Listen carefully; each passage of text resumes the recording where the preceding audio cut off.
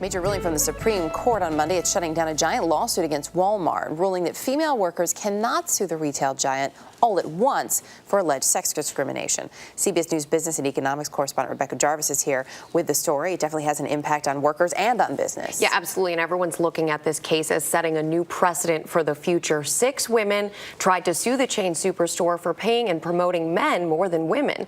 And the case has been 10 years in the making. It included roughly 1.5 million women, but the Supreme Court decided that the group was simply too large for a class action suit.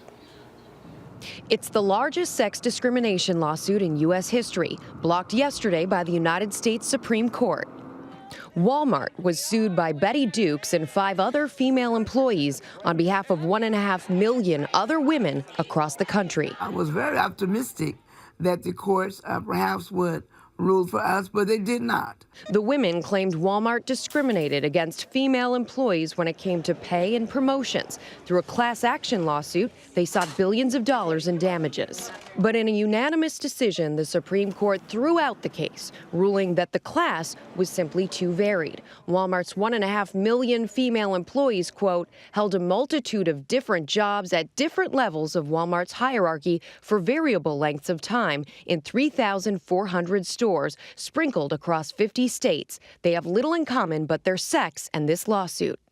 The court did not rule on the discrimination claims themselves. Still, Wal-Mart considered the outcome a victory. The court said that the evidence was worlds away from showing that Wal-Mart had a policy of discrimination. That's correct. We're very glad the court threw this class action out. They still discriminate. But for plaintiff Christine Kwapnowski, yesterday's ruling wasn't a red flag, merely red tape.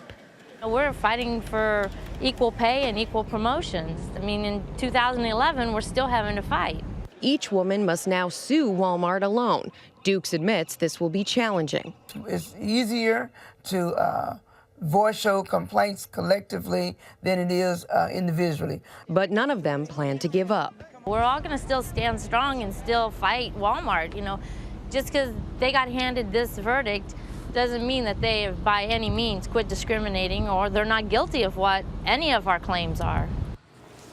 And legal analysts see this as not only a win and a victory for Wal-Mart, but also for large businesses. And Erica, they think of it as something that's going to shield larger companies from facing similar class action suits in the future. But what do they say about the impact of this on the average American worker? The impact on the average American worker is that it's going to be harder to bring a lawsuit like this against your employer. And there are a couple of reasons for that. First of all, class action allows someone to not speak alone, to not have to feel that reluctance about coming forward and saying something and possibly facing the repercussions of going against your employer. Also, it's less expensive to go as a collective group. There are many attorneys who won't even take a case like this if it's coming from one person. They need to be able to show, in order to make a big settlement, that this was happening across the board and it happened to many people. So the legal analysts I spoke to said individuals who have a complaint or a grievance against their company may not even be able to find legal representation in the future because of this precedent. Wow, interesting. All right, well, we'll continue to follow the fallout from it. Rebecca, thanks.